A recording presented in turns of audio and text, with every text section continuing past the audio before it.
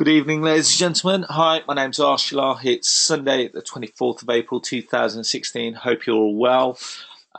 It looks like it's going to be a busy one tonight. We've got quite a few people already online, and we've only just started. So I know that we've got online today a very good friend of mine, to the name of Neil McCoy Ward.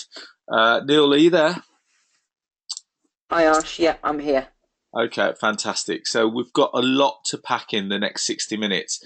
First thing that I always ask everyone to do is, if you can, on the far right hand side of your screen, you should have something that looks like a control panel. If you wouldn't mind just saying that you can hear me nice and clearly and loudly, just by saying hi, yes, and welcome, and then we'll get started straight away. Okay, brilliant. So we've got quite a few people online saying hi, yeah, how you doing? Right, okay, brilliant. So yeah, everyone can hear. Okay, fantastic.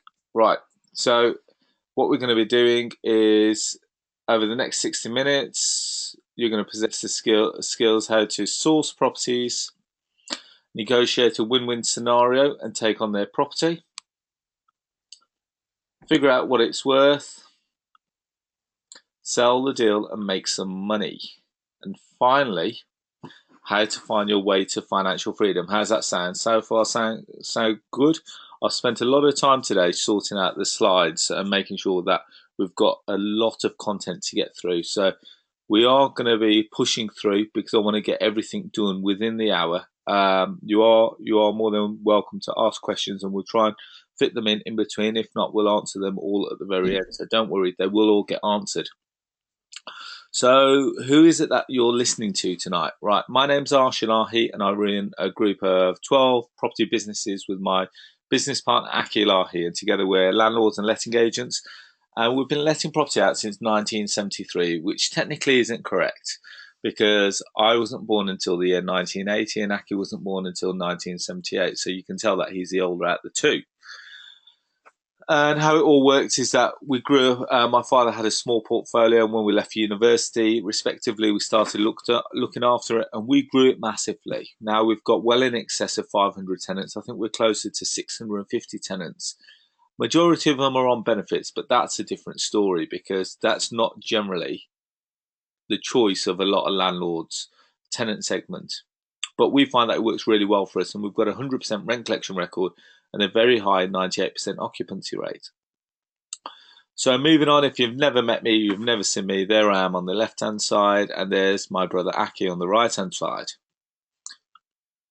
So again, just a bit about what I do. I'm a speaker, author, trainer, landlord, investor, and a letting agent franchisor, as well as a bit of a TV and celebrity, if you could say that. I was on a program called Britain's Benefit Tenants, which was aired on the 30th of March 2015. And on top of that, I wrote an Amazon best-selling book called Boom Bust and Back Again, which you can be found on Amazon. So that's enough about me. So I'm going to just pass you over to Neil, who's going to give us a brief intro as to who he is, what he does, where is he, and what he's doing. But more importantly, why he should be here talking to you guys tonight. So Neil. Hi Arsh, yeah, thank you. Good evening, ladies and gentlemen. I hope you're all well. It's actually noon where I am here, so you're 8 hours ahead of me. So I've woke up about 2 hours ago. So basically, Arsh and I got together. It's been a while now, a couple of years or a few years ago now. Because my background is really training. Yes, I've been in property for over a decade now. I started off with single lets, like most people, flats, very small houses, and then, like a lot of people, how you evolve over time, I moved into other properties, bigger houses, HMOs, and the like. And that's really my main focus now. It's HMOs. I did used to have a huge portfolio as well, which gradually over the years I've been selling off now, and I'm going to be selling a few more this year as well. So the main thing Ash and I do together is in terms of training is deal sourcing and the like, and rent to rent and things like that. But I've been doing deal sourcing now for a good few years. Actually, it's probably my 7th or 8th year of doing it. And the great thing that I love the most about deal sourcing is that you don't need to put a lot of time into it. The more time you put in, the more money you make. But you can put in very little time and do it even on the side with a full-time job. I mean, you could probably do it with two jobs, do this on the side because it doesn't take a lot of time. A lot of it is playing the waiting game with deal sourcing, but the rewards are absolutely huge. You can make tens of thousands from one deal that accumulated over a few months. You might only spend a couple of hours or maybe even a day's worth of time on. So it's a very good return on your time. The main thing is just understanding how it all works and how to do it. I mean, you can see the other things I do on here. I'm basically, most people know me for three things: being an entrepreneur, because I own so many different companies across different sectors: training, consultancy, hospitality, property, lettings, refurbs. I do a lot of different things, and also marketing and sales. I'm a corporate trainer. I only really train in the very large companies around the world. So that really is a good intro on me, and you'll get to know me more as we go through. And also, Arsh always gives you my contact details at the end. So if you do have any questions, you can always get in contact with me. The funny thing, people are always surprised with Arsh and I is that we give our contact numbers out, and people say, is this actually Neil? Is this actually Arsh? When we just pick up straight away. We don't, a lot of time, we don't put calls through our assistants or anything like that. We do speak to people, and we do have a lot of time for everyone. So Arsh, I'll pass back over to you. Okay, great. Thanks for that, Neil. So, the reason why I think this is quite fascinating is because I was speaking to Neil just before we came on the webinar this evening. And Neil, as like myself, we like to travel. So, every year I generally take anywhere up to 4 to 6 holidays a year. And as we speak at the moment, Neil, if memory serves me correctly, you're currently in California. Is that correct? Yeah, that's right, Ash. Yeah. Okay, what are you doing in California? Um, well, my wife and I have got a place out here, so we come out here once or twice a year anyway. But this trip mainly, because it's quite a long trip, we've been here a month so far. What we're doing is, I mentioned at the start that we have a hospitality business. So it's quite a unique type of tea house. It's called bubble tea. So it's worth Googling that afterwards because I'm pretty sure 99% of the people on this webinar won't know what that is. So California really is the home of bubble tea, apart from Taiwan in Southeast Asia. So we've just been traveling around checking out all the top sort of shops for this in Southern California for the last month. So I'm pretty exhausted now, and I've added about 3 inches to my waistline as well from all these drinks. Just every day drinking all these drinks. So that's quite funny. So as soon as I get back, I'm back on the juicing and the health when I get back in a couple of weeks. So that's really what I've been doing for the last month out here, because we're going to be growing, expanding that side of the business this year. Looking to expand it to about 20 retail outlets in malls around the UK. So it's quite a big project. Okay, right. Sorry. Thanks for that, Neil. A couple of guys just said that the audio just dipped there. Can everyone still hear us correctly? It might just be worth mentioning that if the audio, if for whatever reason, audio sometimes may drop out for you, it may not necessarily be our side. It could be your side. So it could be that you may need to literally log out and log back in. So quite a few other people saying that it's still all fine for them. So okay, moving on. So one thing that I always do at the start of every webinar is I want to understand, why is it that you're here? What is it that you want to do? Why do you want to get involved in property? Now, I've put up there some of the most common answers that we generally get. But is there anything specific as to why you want to get involved in property? What is it that you want to do? Where is it that you want to be? How do you envisage your next 10 years being? If you were to get in property, what would it buy you? What would it give you? So if you wouldn't mind just typing in some answers there, that would be great.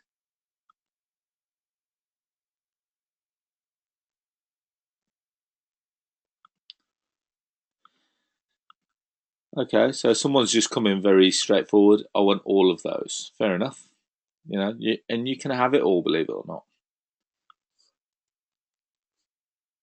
Okay, so family, stability, time. it's common theme is pretty much that everyone wants it all.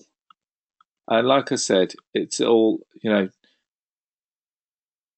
when you've got more time, believe it or not, people always think that when you've got more time, you're going to do all the things that you love. Believe it or not, when you get more time, you actually get involved in a lot more things. Now, I always said to myself that when I get more time, I'm going to relax a bit. But generally, what tends to happen is that when you get more time, someone else says, well, do you want to get involved in something else? And I said, yeah, okay, fair enough. And we get involved in that. Now, I'm currently in the process of becoming director of another company because I had a bit of time and started researching it. And we started to go again. So sometimes, yeah, time's good and time with the family is great. But as you find that you got more time, you'll get involved in a lot more opportunities, which will be bringing you more income. And it's a vicious circle. Admittedly, it's a bug. Business is a bug because once you got it and you know that you've got this ability to make money, opportunities will keep coming your way. What you do with them from there on, well, you might decide to bat them all away and say, well, I'm happy with what I've got. Or you might decide to think, well, in actual fact, I can take this on and do more. Okay, fair enough. So, question that I'm going to ask now is why now? Because I think, if anything, the property market is going through a bit of a volatile stage. And I always ask the question is that, what do people want to do? Because everyone talks about this thing called financial freedom in property, but define what is financial freedom. Because when you buy a property and you're renting it out, I still think that you're pretty much mercy to a lot of things, and one of them being this gentleman in particular. And he's going to be on my slides for the next few months because he really has got it in for landlords and property investors nationwide. Now, if you own a property and if you're looking to buy more property over the next few years, he's going to make sure that you pay through the nose for it. Whether you're buying it, whether you're selling it, he's going to make sure that you're going to pay some additional taxes, which then once you start calculating it, is it really going to get you to financial freedom? So we'll be talking about Mr. Osborne shortly. But here's a key screen or a key slide that I think is because when you buy property now, generally, when people talk about financial freedom, I assume they mean that they've got no, my definition of financial freedom is that you're completely tie free. But when you buy property, generally that's not true, is it? Because if you're buying it with a mortgage, technically speaking, you've still got a commitment to the bank for the next 15, 20, or 25 years, depending on the term that you've taken it out for. Because you've got to make sure that the income comes in so that you can pay your outgoings being the mortgage. So it makes sense as to, for me, owning property now is a great thing and it could be a long-term strategy, but in the short term, I want to be able to make some real money. Because I'm a big believer is that we're not born just to pay bills and die. And anyone thinks that they are, unfortunately, it's a bit of a sad existence because everyone wants to do, when we talked about it earlier, everyone wants that freedom. Everyone wants to go off and spend time with their family. Everyone wants to do stuff that they can enjoy. Now, the problem that you've got with being a property investor and you're owning it is that generally you are in a rat race, that you may have left one job, but you might have started a completely another one just by buying property, holding them, making sure they're tenanted, making sure they're kept in good order, making sure that the letting agent is kept in check, and it becomes a bit like hard work. Apologies if I've just put a bit of a dampener on your Sunday evening, but with all due respect, I've been doing this the best part of 20 years, and I've been pretty much a landlord since the age of 4. I'm now 36, and I've seen the warts and all of everything to do with property. Now, in reality, when we talk about financial freedom, everyone would love tenants like this, who we would perceive to be the perfect tenants. They're clean, they're tidy, hopefully they pay their rent on time, they don't hassle the landlord about any minute maintenance, they don't cause any damage, they're not a nuisance to other tenants or other neighbours. But sometimes in your journey as a landlord, you're going to come across this where tenants are dirty. Sometimes they don't pay rent on time. Sometimes you may have issues with your letting agent, voids, bad debt, you name it. And if you're a landlord and you're an investor already, I wouldn't mind you saying, have you ever come across scenes like this in some of your properties? Because remember, when this tenant leaves, now you've got to pay for this to be cleaned up, brought back into stage, and you're back in the rat race again.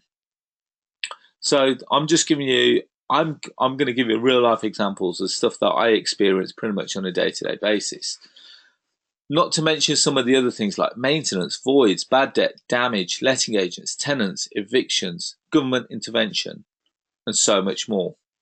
And I appreciate that I've started pretty much on a bit of a negative point, but the reason why I've mentioned these is because there has to be more to life than this. And I believe that there is, because you don't necessarily have to own property now to make money in property. And I've always said that for a long, long time. Secret to success is to own nothing, but to control everything. And that's a quote from the great Nelson Rockefeller. Now, tonight we're talking about deal sourcing, also known as deal packaging, also known as sourcing, or you name it. There's lots of different terms for it, but we're going to be talking about three things.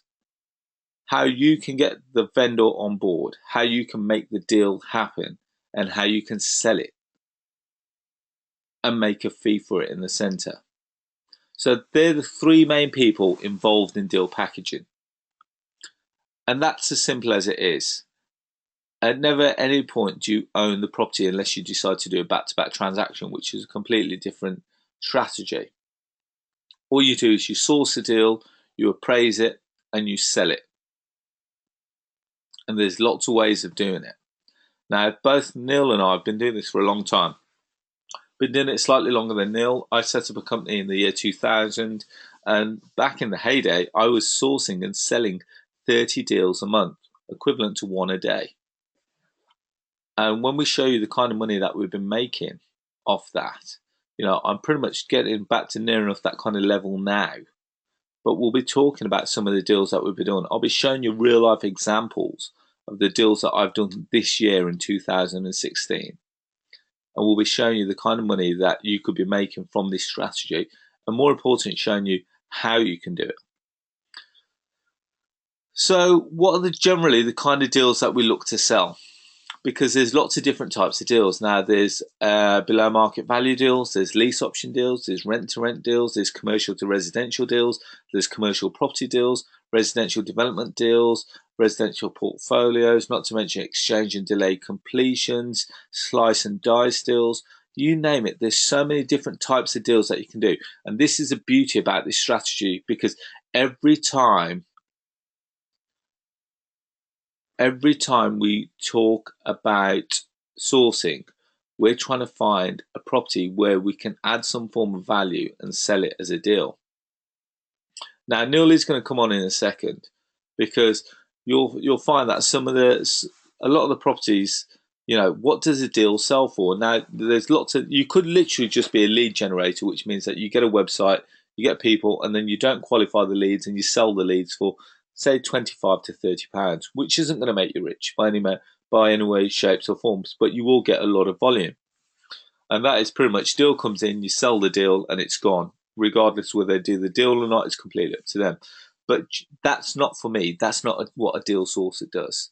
A deal sourcer gets the deal, appraises it, makes sure that the figures work, and then sells it as a package deal. Now, generally, a typical small house, you could generate a fee of anywhere between £2 and £3,000. A lease option, or rent to rent, or what we call a specific or specialist area, could charge anywhere between £2 and £10,000. The average property deal is around £5,000. A larger house or a small HMO could be between £5,000 and £8,000. A large HMO could be £10,000 upwards, and a plot of land or development could be anything up to £30,000 onwards. So you can kind of see, starting straight away, how much kind of money you can generate. Now, one thing that I'd like you to do now is just working on the basis of some of these figures, looking at what your income is at the moment. How many deals would you need to do a year to try and cover your income to get you to this point where you no longer have to be in the job?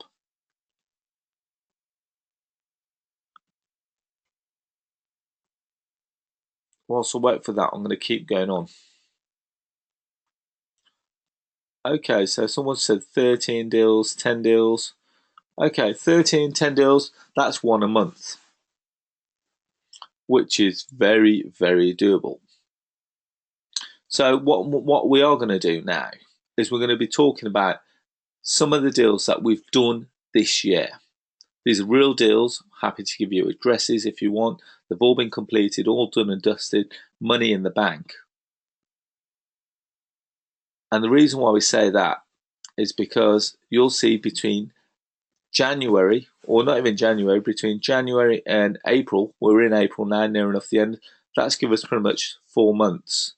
And you can kind of have a look at how many deals, well, what kind of deals that we've done so far, how much they've kind of generated, but more importantly, what you think this could do for you. And then Neil's going to come on to talk about how we've found some of these deals. So, first thing to take into consideration, I'm based in Wolverhampton. I'm based in the West Midlands. Now, people are naturally going to say, but Arsh, you can't do these deals in London. I can tell you for a fact that we've done a number of deals in London. So the strategy where we're going to be talking to you about tonight does work all over the country. So whether you live in Timbuktu, believe it or not, this actually works all over the world. I know one lady actually sent me a message just saying that she wants to potentially do this in New Zealand. The fact is, 3 people involved: the vendor, you as a sourcer, and the purchaser. You need to make sure that you've got purchasers, you need to make sure that you've got vendors. And all you're doing is linking the two together after you've appraised the deal. So here's a property in Dudley. It's a ready-made 6-bed HMO. Vendor wanted to sell it because they're retiring. Market value of it was 125 grand. I think it was producing around 24 grand a year. We negotiated the purchase price down to 110,000. As a result of that, we managed to sell the deal onto one of the purchasers on my investor database, generating a £5,000 sources fee. And it's very simple. Once we've negotiated the deal, we put it out to our investor database and we get people to come over and have a look at it. We're very open and honest from day one, is that we'll make sure that the lead and the deal is secure before we put it out, so no one can go and gazump us. And we get paid pretty much on anywhere between the first and third day to make sure that we're paid and we're now at the equation, and we now go on to deal number 2, deal number 3, deal number 4. But all we've done is just imagine A, B, and C. A is the vendor, B is us as the sourcer, C is the investor. All we do is initially A and B communicate to agree the deal, then B goes and finds an investor who is C, and then once C has paid B, A and C start moving together, and B is at the centre and B is buggered off. Makes sense so far? Now here's another one. Now remember, we've done this all over the country, so I'll give you examples of some of the places around the country that we've done this. Now this is one in Devon, and I've tried to give you a number of examples where we've got them around the country, but more important, different types of properties that we've done. Now here's one which is one in Devon, and it's a mixed residential, a mixed use, where it's got commercial and residential, where we're direct to the owner. Market value was £140,000. We've negotiated it down to £115,000, and we've taken a £10,000 sources fee. And it took this one took a little bit longer, 28 days, just due to the negotiation. Now Grish has come in straight away and asked, well, what steps do you need to take to make sure that you don't get gazumped? First of all, Grish, great to see you online. First thing we always say is that you need to make sure that you're secure. We always use something called the lockout agreement to make sure that we're not going to get gazumped. The owner has to sign the lockout agreement, giving us exclusivity to the deal for a period of time, which also means that the owner can't go off and sell it elsewhere. Now, as you can see here, we took a 10k fee. At any point in time have we not owned the property. All we've done is we've negotiated it and we've then introduced it. Now, here's one again in Birmingham. This was a rent-to-rent opportunity, and it was a deal brought to us by a letting agent. And you'll see that there's a number of ways that we generate deals. So predominantly, we try and get direct to the vendor. If not, I've got, believe it or not, estate agents likes this strategy. Letting agents loves this strategy.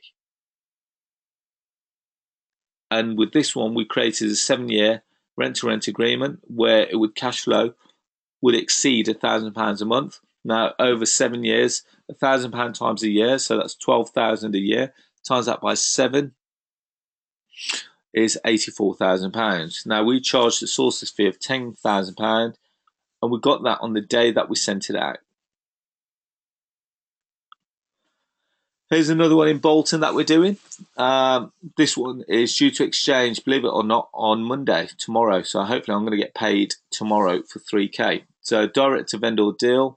Market value was 140 grand. We negotiated it down to 120, and we took a sources fee of 3K because there wasn't that much of a margin in it. And it took 7 days to get that. And the money required to do all these deals, you'll notice zero. It's not costing us anything other than potentially a bit of marketing money. But other than that, to do the deal, we're not putting any money in ourselves. Here's another one in Telford, a 7-bed ready-made HMO, direct to vendor deal. Value 140 grand. We negotiated, well, technically it was 124,900. We took a 6K sources fee on it, and we were out within 2 days. And here's some of the other deals that we're doing. We're doing some in Burnley, 26-bed HMO. We'll charge a 10K fee. Middlesbrough, 3-bed semi, 3K fee. Wigan, 3K fee. Hampshire, 6K fee. And many more. Now, just out of curiosity, now just on the basis of what you've seen so far, how many deals do you reckon you could do in a year? If you had all the tools and you knew the strategy like the back of your hand, how many deals do you reckon you could do a year? 10, maybe? 20? Does anyone think that they can do more than 20?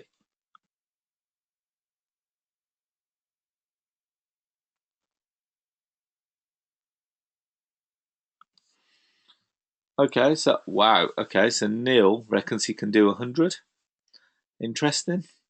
Nigel reckons he can do 10. One a week. One a week is 52 a year. That's good going, Grish. Fair play. 3 a month. That's 36 a year. How do you work out your sourcing fee? Okay, we'll go to that in a minute. So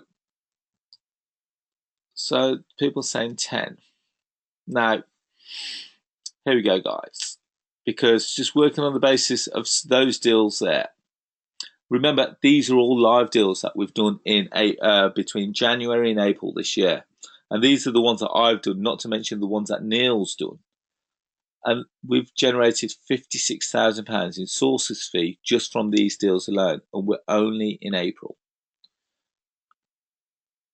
Now, last year, between April and December, I did 140 deals in 2015.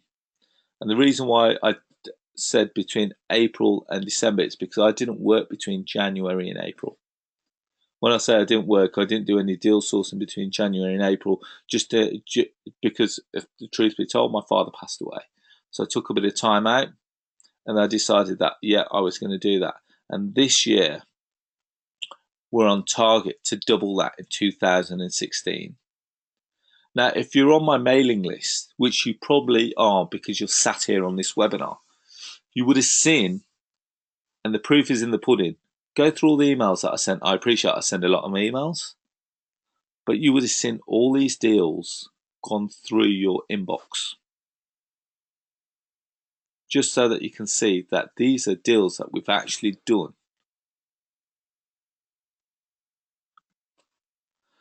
So where do we find them? Because what I'm going to do, I'm going to pass you back over to Neil now. Neil, are you still with me?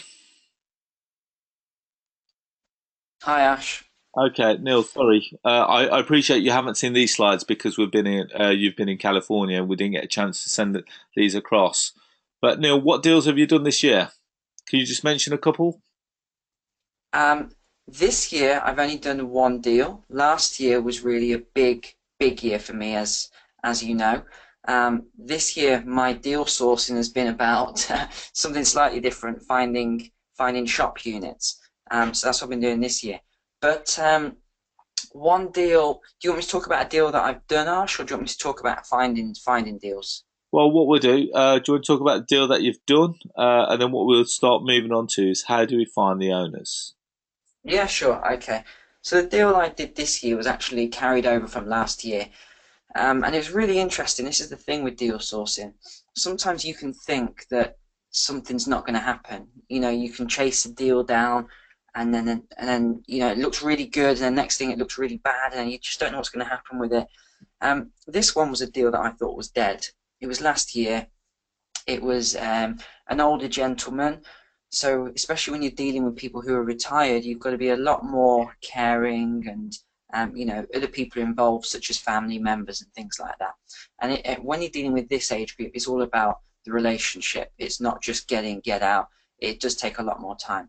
And what happened with this man, he was going to be moving into a retirement home basically. And if you haven't gone through this yet, you may at some point where you have to put a parent or grandparent in a retirement home, and it costs a lot of money. I had no idea how much these things cost, and he needed to his family wanted to raise the money. He wanted to sell his property in order to do so, but we just couldn't come to terms on the actual sale price.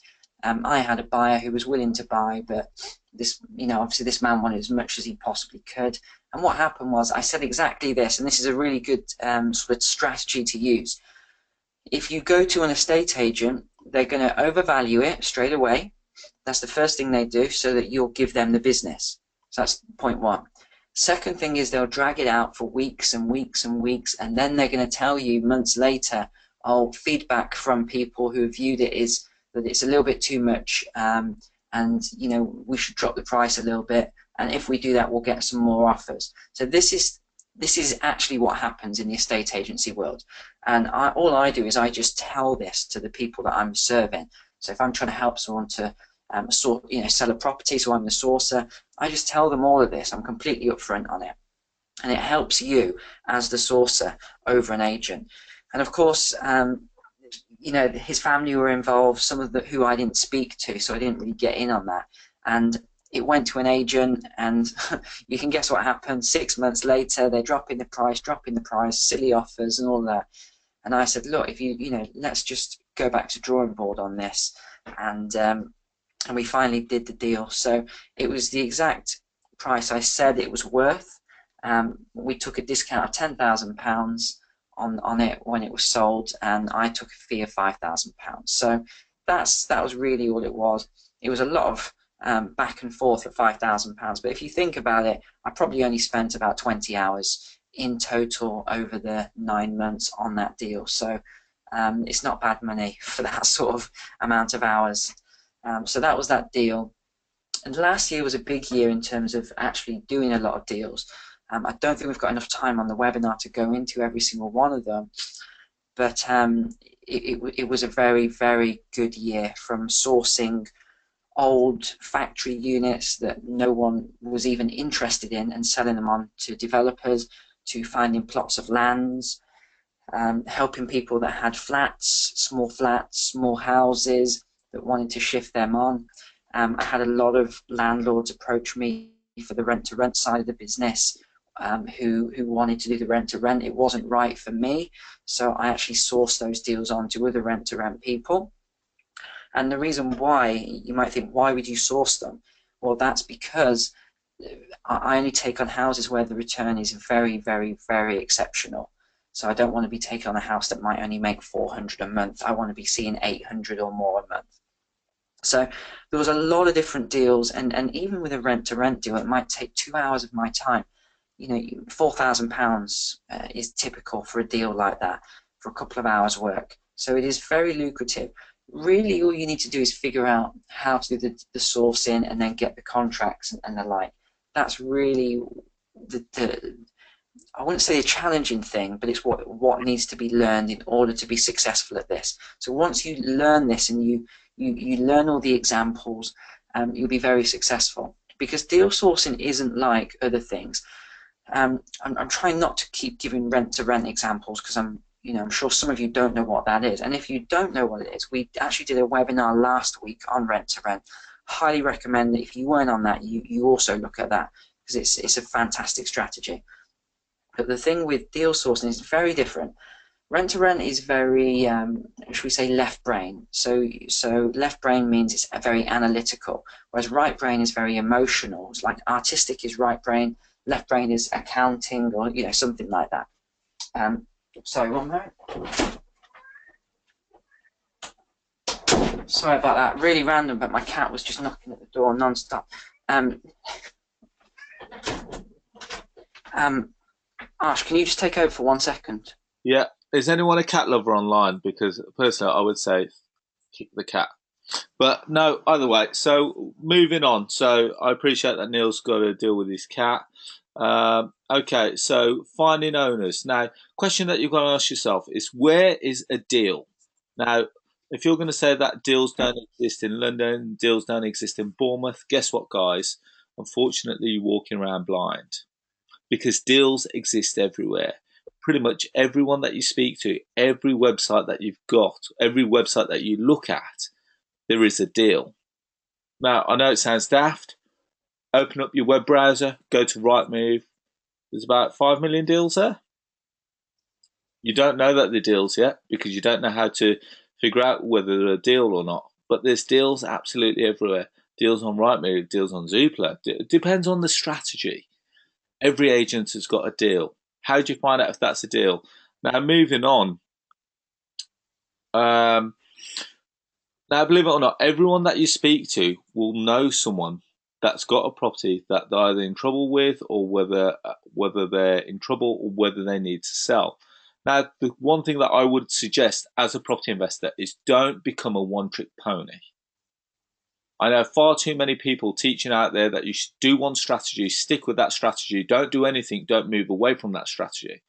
But then for me, believe it or not, I went to this thing. I've got a right foot like lead, and it seems to go quite fast when I'm in a car. And unfortunately, that sometimes takes me to speed awareness courses. And the one thing that I found really useful in speed awareness courses is that the guy said to me, he goes, when you look in front of you, straight in front of you, you're going to be looking at something called the tunnel vision. And he said, but if you take a second, step back, and look at what's going on around you, that's called funnel vision. And I thought that was so powerful because technically speaking, you'll miss when you're looking at tunnel vision, you're missing all the opportunities around you. That makes sense because what you'll find. Sorry, I've just skipped forward I'm there. back, by the way, now. Yeah, okay. Neil, give it 2 seconds. So Yeah, when we're talking about yeah. tunnel vision, when you're driving around, you will see all these properties boarded up, but you may have driven past that down that same street for the last 5 years, and you would never notice it. And the one thing that I will urge you to do is tomorrow, take a little bit more time in your journey. Decide to go the same route, but a little bit slower, and pick up on everything that is going on every street. Take a note of every property that is boarded up. Take a note of every property that looks tired. Take a note of every property that's for sale. Take a note of every property that's for let. I bet you that you will come across 20 opportunities plus. What you do with those opportunities is what we're going to come on to next. So, Neil, I'm going to pass you back over to talk about the tradespeople because we do need to All get. right. Yeah. Yeah, okay, cool. Sorry about that, ladies and gentlemen. That, I know that sounds really random and unprofessional, but the cat is 16 years old, and it's she's just so funny, and she just bangs on the door until I let her in, and she can't fly, you see, back to the UK. So when we're here, she just non-stop. Okay, anyway, getting back to what I was saying. Go on, Ash. Forget the cat. Yeah, getting back to what I was saying. So that's the great thing about deal sourcing. It isn't very left brain. It's not very analytical, apart from analyzing the deal. If you're a creative person and you know you're a creative person, deal sourcing is fantastic for you because what happens is a lot of estate agents will go into a house and they've got this set script, they've got this set policy of what they can do, which is sell the house. But a lot of the times when you go in, that's not really what needs to happen. Um, you might go into that house and it isn't a case of just selling the house. They might be in negative equity, there might be a problem, there might be, something structural, but there's all sorts of things.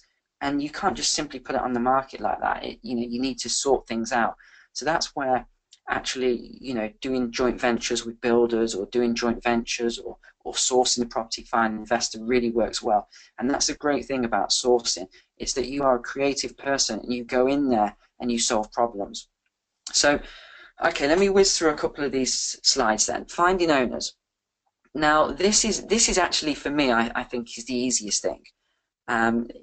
Finding the deals is the easy part, where most people say it's really difficult. What I do is several different techniques, but one of them is using tradespeople. Now, it's pretty common sense, and this is all I do in any business. I just apply logic and common sense. If I want to find the people that are selling properties, then I need to go to the people who are always in people's properties and are always helping them with home improvements and the like. So this is one thing that I always do. I use tradesmen. The tradesmen are your eyes and ears. They're always in people's houses. They're always doing repairs. Someone might change their windows, repair a roof, new boiler, plumbing, all sorts of things. They do everything. So I stay in contact with hundreds of tradespeople, at least my office staff do, all the time.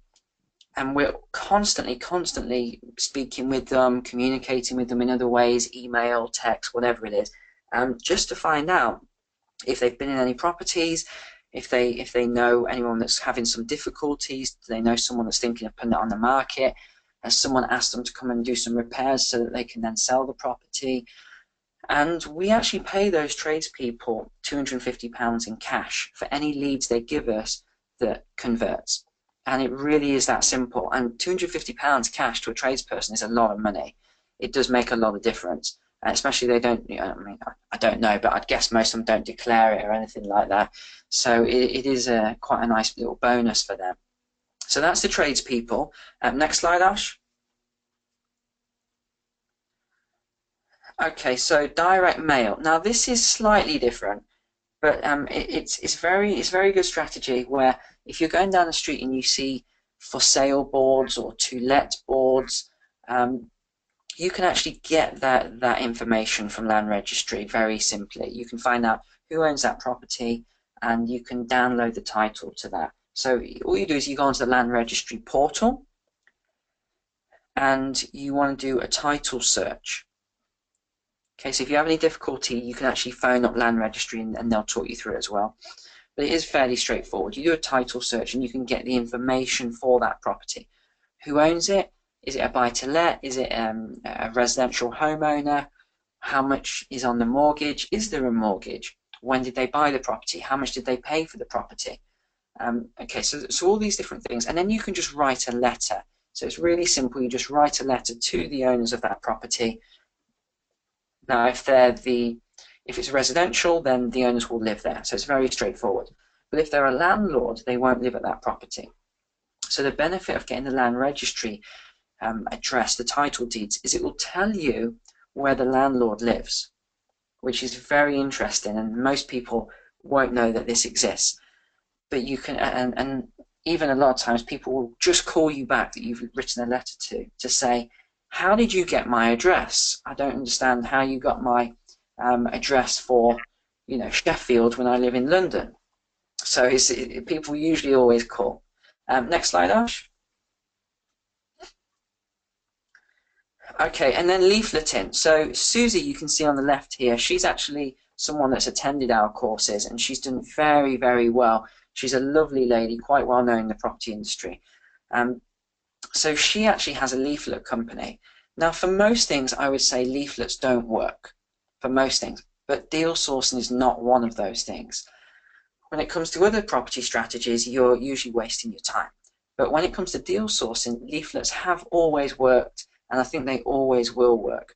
People say direct marketing is dead, or direct mail, but I don't agree with that. I actually think that people who have gone from direct mail onto the internet now are doing a disservice to themselves, because now you've got the 99% are on the internet. So the competition is fierce for generating leads online, which is why I don't do it. But if you look at offline, not many people are doing leaflets and the like now. I mean, I know my house in Coventry, I probably get one leaflet or two leaflets a month saying, do you want to sell your house, etc., etc., that are from non-estate agents. So that's from sources. So one or two a month from sources. And I probably get a dozen from estate agents. So why would the estate agents be doing that if they weren't effective? They wouldn't.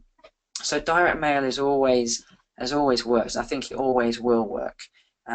So you can see a really typical leaflet here that Susie's designed. It's just really simple. It's and let's look at the one on the right actually, because I like this one. It's nice and clean. Sell your house fast. Is there any confusion as to what this leaflet is about? No. You've got your sub-headline, no more financial problems, and then you've got all the benefits here that are listed as bullet points. And then a phone number or a website. Now, I personally don't recommend using a website on the leaflet. And the reason why is because the whole point of direct mail is I want that person to call me so I can speak to them on the phone.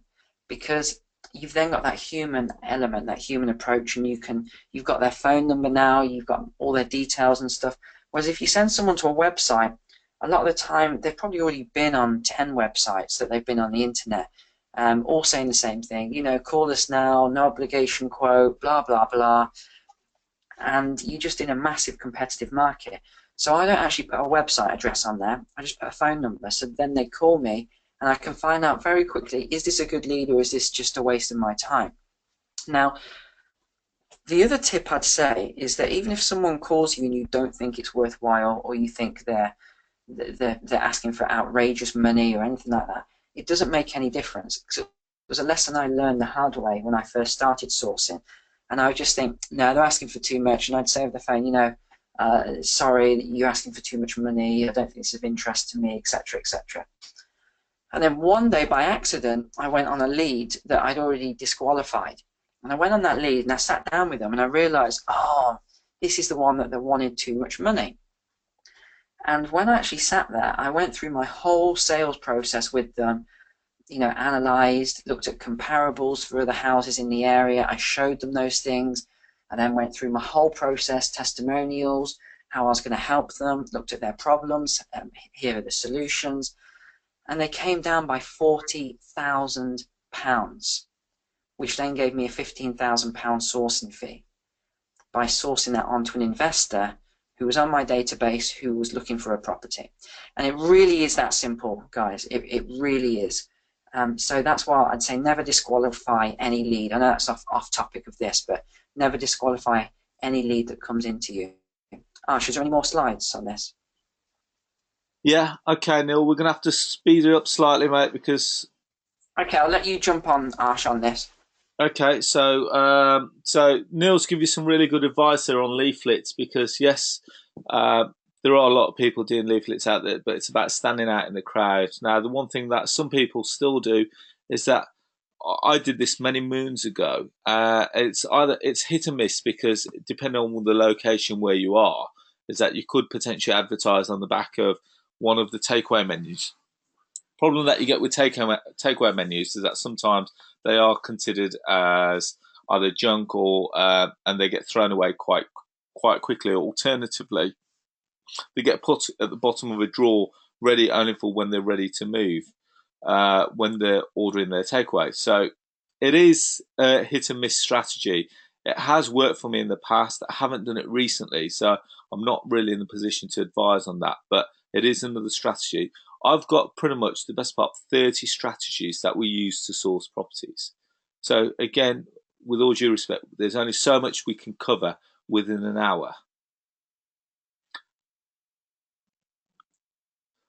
Here's one of my strategies, and for me, this has brought the most success that we've ever done. Now, back in the year 2000, when everyone else was advertising the back of the paper and it says call John on their mobile number, I decided to take it one step further than that and this is my office based on the high street location in Wolverhampton. Now, I don't suggest that you all go and do this because this could be quite a costly exercise.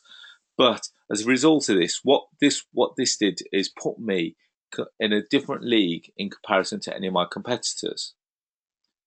And the reason why it did that is because I said to all the guys that call me, it says, well, you've got two options. You can either call John and he can either offer you a stupid offer now, and then closer to time of completion, he might decide to back out, or he might decide to come and chip you away at your price.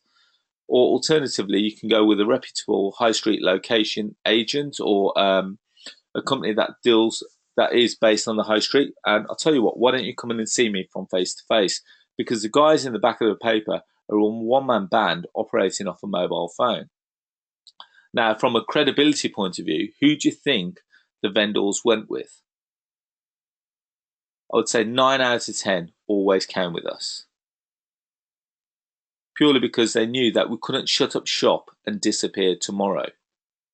We've got an obligation to stay there. Obviously, we're paying overheads, we're paying rent, we've got a lease, or whether we bought the property, depending on what it is. So, we gave ourselves competitive advantage by doing this, and we bought a shed load of properties.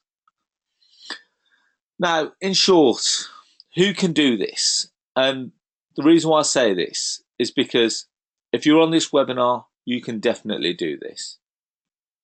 The reason why I say that is because everyone has actually got the skills to do this. You just don't know about it yet. Skills that's required is negotiation, the ability to create a win-win-win scenario. There's got to be 3 wins. So you've got to win, the vendor's got to win, and also the investor buying the property has got to win. Obviously, you've got to have an ability to sell the property. So not only negotiating is one part of it. You've now got to sell it to an investor. But if the deal's good enough anyway, you know it will sell, which means that you've got to be strong in communications. But technically speaking, if you look at it, these are all the skills that you use in everyday life anyway. And just giving you a bit of information, we are running a deal sourcing weekend, which is on the 14th and 15th of May, and that's based in Birmingham. And here's some of the stuff that we'll talk about, but I'm not going to spend too much on this. So it's a 2-day weekend where we show you everything that we've talked about so far, and the cost for the whole weekend is £1,995. Now, moving back onto the skill set, things that you require. If some of you said that you want to do 3 a month, some have said that you want to do 100 a year. So what you need is hunger. You need focus and discipline. You need to be able to communicate. You need internal motivation, and I've listed that twice specifically because when you do this, there are going to be times where you get knockbacks, but how you deal with those knockbacks and how you pick yourself back up to go again and go again and go again will all come down to the motivation within. You need enthusiasm and dedication, consistency and self-direction, because you will have to generate your own leads. Now, I'm a little bit different to Neil when I like to think that there's 2 ways of doing business. You can either put your leaflets out there and you can wait for your phone to ring, or you can be the person making the call and doing the deal. Now, I like to be the second person because when you put a leaflet out, you don't know when the person's going to be calling, how that person's going to be calling, and what that person's going to be calling about. Whereas with my level of strategy, I like to think that I like to know where the property is, I like to do my due diligence, and then I like to make a call to the owner. And you can locate the owners very easily.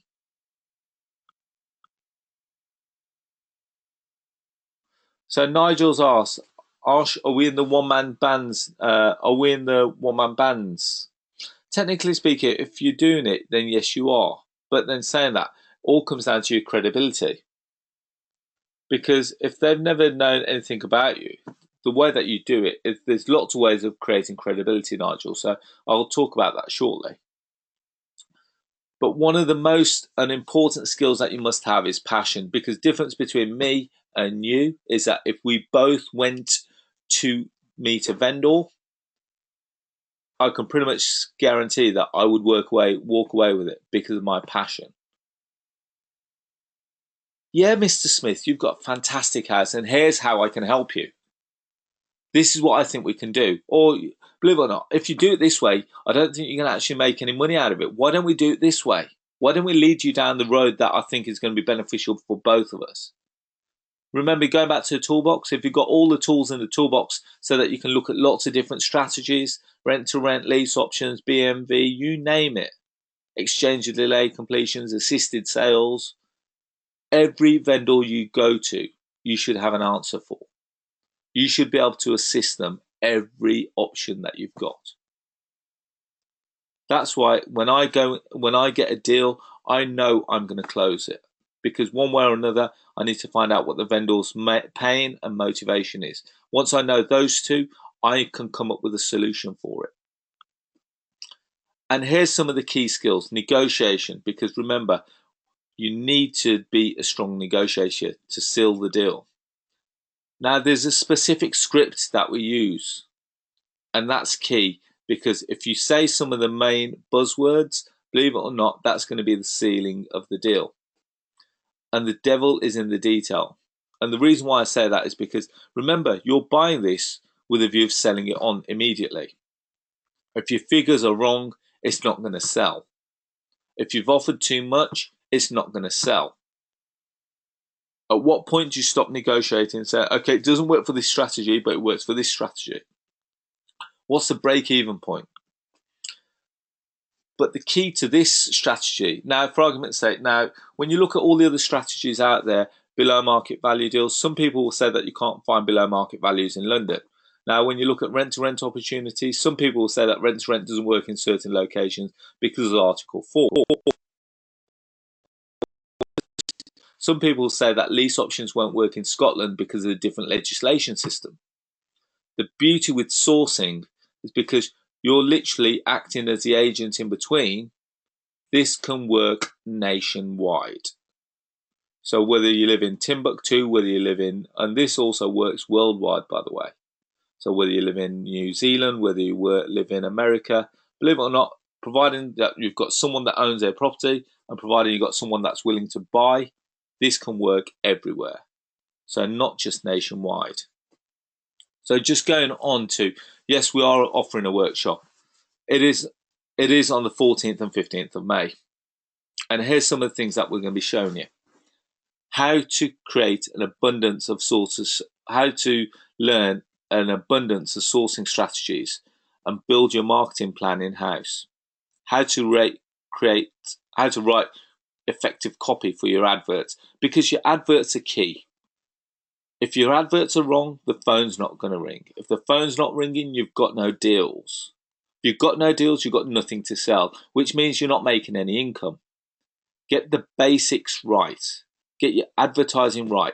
Get your marketing right. Get your script right. Get your figures right. Get your investors right. Get them versed, and let's turn it into a business. Now, here's one. Now, Giresh asked me briefly earlier about the legal side of it. Now, because you're not buying the property and you're simply passing the deal on, you need to make sure that in the middle you are secure, so that when you put it out to your investor database, no one can go behind you and gazump you. Exclusivity and option agreements are the key. Now, I've spent thousands of pounds creating a watertight option agreement, and it will only be available to people who attend the workshops. I'll be talking to you about how to find and build an investor database. More importantly, how this strategy works with estate agents, how it works with letting agents, and how to get them calling you with deals. Now, in Wolverhampton, I've got loads of agents call me day in, day out with different deals that they've just seen. And believe it or not, you can actually keep some of the deals for yourself. There's no law to say that you have to sell everything. If you can, some landlords will want a rent-to-rent option. Some landlords will want a lease option. Some of the vendors will take an option where it's exchange and delay completion. If you can make it work for you, keep them. I'm not saying that you have to sell everything, but there are ways of it. Now, on day 2, we talk about how to create this into a business. Remember, it's one thing just generating deals. How do we turn it into a money-making machine? So how to build a website with templates, how to create a highly responsive video to get leads, building up your social media presence, building your team, which is key. Recruiting the right staff if you decide to go down that way, and more importantly, the systemization, because remember, it's got to run itself. We'll also talk about the tax planning. We'll look at the profit and loss forecasting, how to set up as a virtual office. So, going back to the question of Nigel, are we now a one-man band? No, because if you set up as pretty much like a virtual office, you can actually boast that you've got an office in that location. More importantly, how to create your exit plan from property from the very outset. So it is on the 14th and 15th of May. And this is what it's going to do. We're going to teach you how to become a lead magnet, how to get leads every month, and how to then use them and identify which deals are good, which deals are bad, and how you can make money out of them. Now, remember we talked about investors. You need to make sure that how you can build a long-lasting relationship with them so that they become repeat customers. And we'll be showing you some of our key strategies as to how to get your deals ringing, how to get your investors ringing you for every deal for the rest of the year, if not for the rest of your business lifetime. But more importantly, how to have all the documents. Now, on all the workshops, I only give people that attend our workshops any of our documents that we use for this strategy. Now, here's the key. You can have it all for $9.95 per person for the whole weekend. So that's the 14th and 15th of May.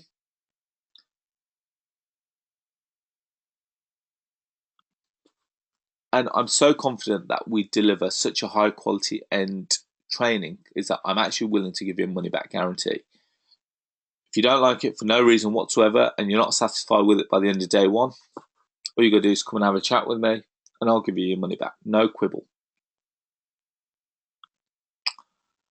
Now, the reason why I say is that is it now your time to shine? We talked earlier about, the things that you want to do in life, the things that you want to get involved with, the reason why you're doing it. Now, this is pretty much going to be your call to action. Are you going to pretty much just take this on board and think, well, yeah, I might do it next week, might do it next year? Or are you going to grab the bull by its horns and say, you know what, I can do this. I've got all the skills that Arsh spoke about. I just need to fine tune some of those. I need to get the legal contracts and we're going to go out and do this. Now, all you got to do is click that link. So go to arshellahi.com/DP, which stands for Deal Packaging MC Masterclass. And all you got to do is follow the link there. So Charlie's asked, would you say that this is one of the most profitable approaches in your property arsenal, given the quick entry and exits? Now, that's a great question, Charlie, because how much money does it cost? Other than a bit of marketing expense, you don't need any of the money. You don't require a solicitor. You don't require a mortgage. You don't require a deposit. You don't have to deal with mortgage brokers. You don't have to deal with insurance brokers. You don't have to deal with tenants. You don't have to deal with maintenance. And remember, because you're in and out, you can do as many deals. Now, if you were buying these properties and holding them, think how much cash you would need to buy all the deals. Physically, it'd be impossible because no one's a bottomless pit of cash.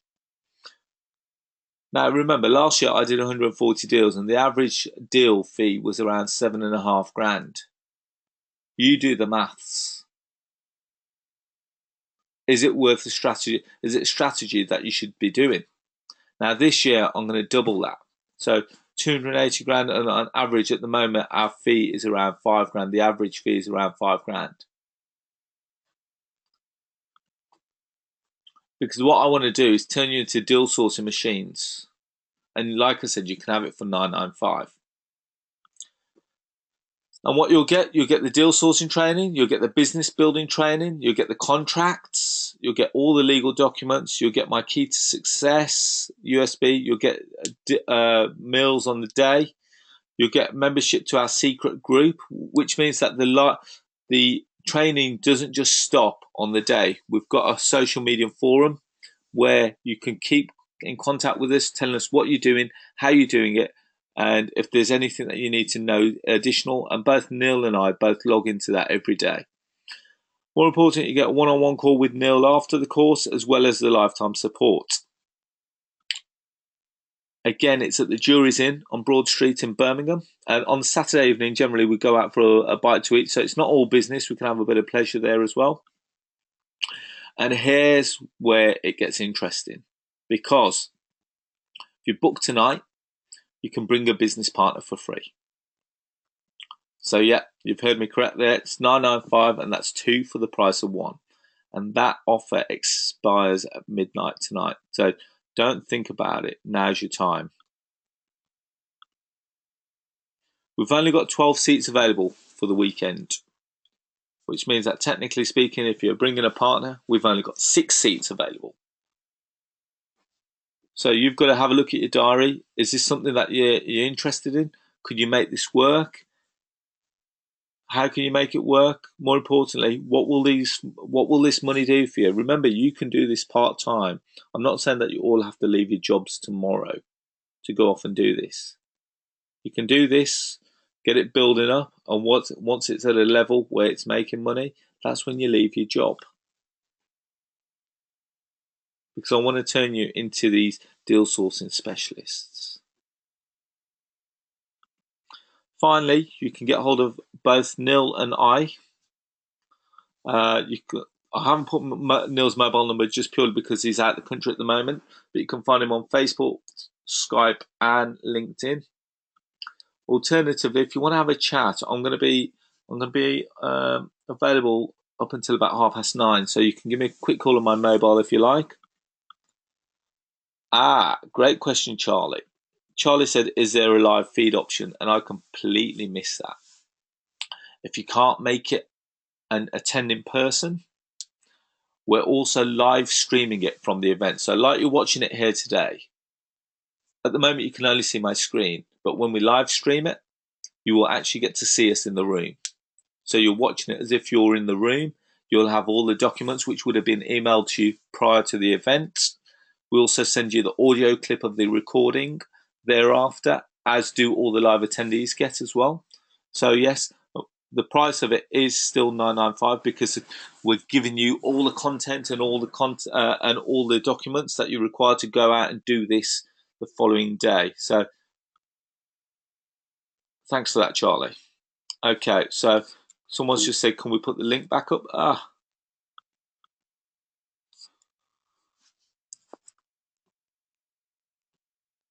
So I'm going to use this opportunity now to answer any questions. Are there any questions that you'd like me to answer? Right, okay, so quickly going through.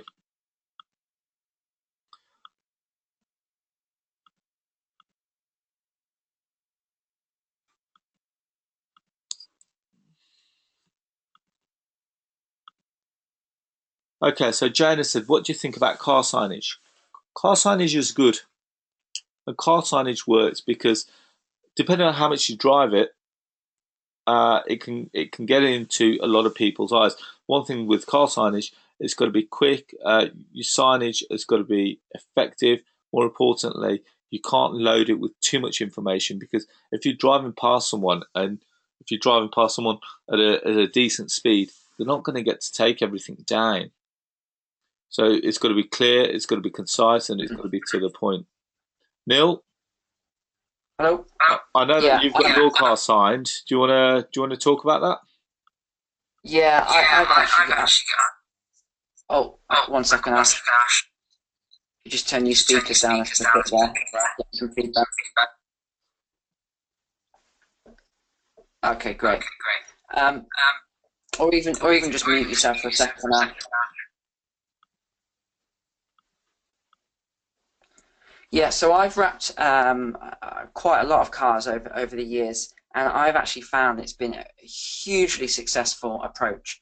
I wasn't sure about it at first because I saw some people used to say it doesn't work. Some people said, oh, I generated thousands of leads, and I thought, yeah, I don't think either of them are telling the truth, but I'm sure there's somewhere in between that will work. So I found out about a guy in London who used to buy box vans. Now, if you don't know what a box van is, I didn't know. it's also called a Luton van. So it's one of those big, huge sort of vans that you see people removal type things, and they have a square side on either side. And basically, this guy bought up 20 of these vans for nothing because they either didn't work or they couldn't really drive very far. He got them wrapped and he left them at the side of the road in London. And he went on to generate a lot of leads. And I thought, that's a very good idea. So I actually wrapped up a few not nice cars, not expensive cars. They're all like Fiestas, Ford Fusions, Mondeo type things. So they were, older cars, probably 7, 8 to 10 year old cars now.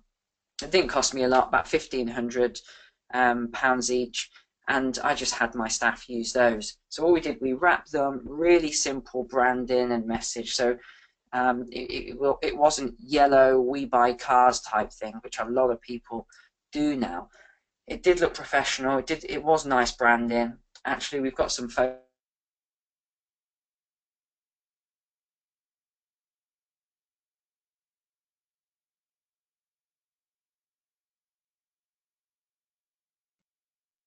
Hi, I think we've lost Neil there. Sorry, can you all can you confirm that you can hear Neil?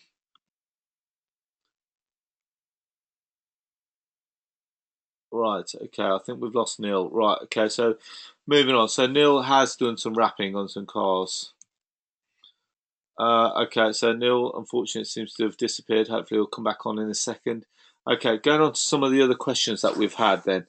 So Anne has asked a question. Anne Wilkinson says, is it difficult to source properties in London in a rising market? Do you have any advice?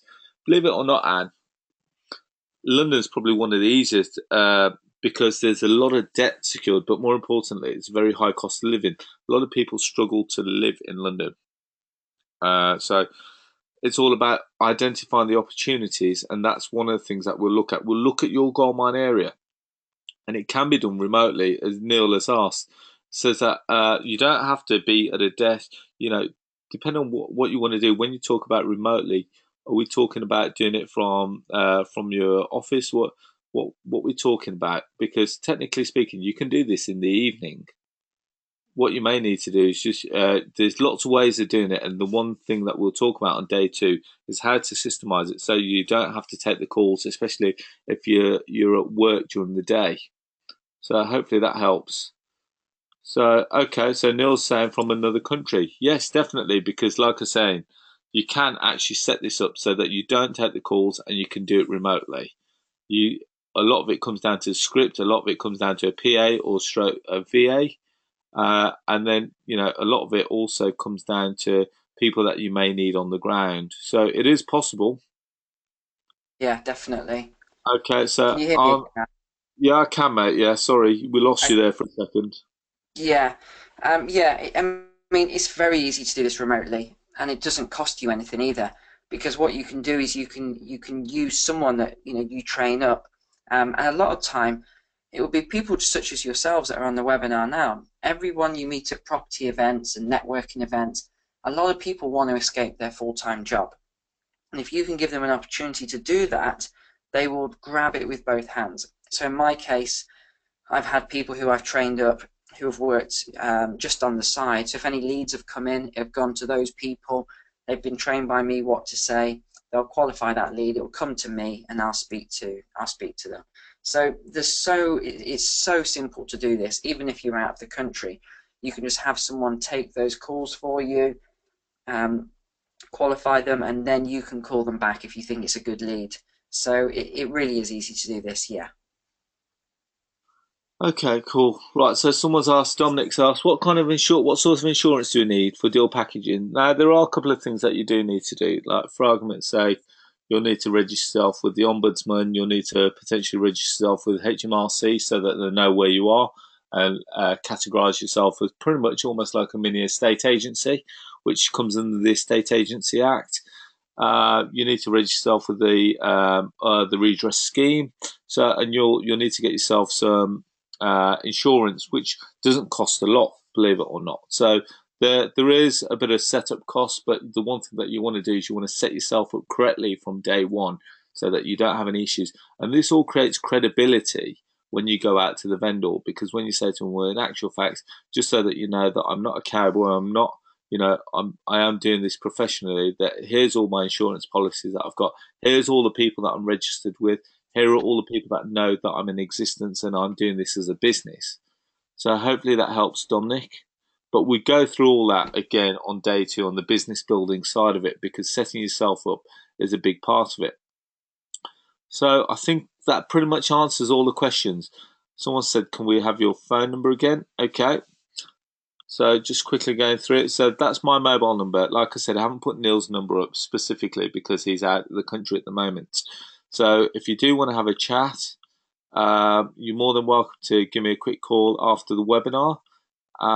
If there are any other questions, we could probably take 1 or 2 more.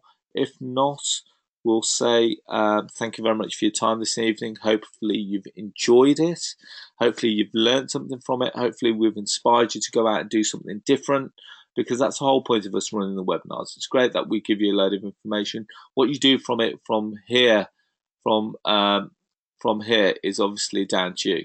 Now, Nigel's just asked a quick question. Which ombudsman? It's the TPO, the Property Ombudsman.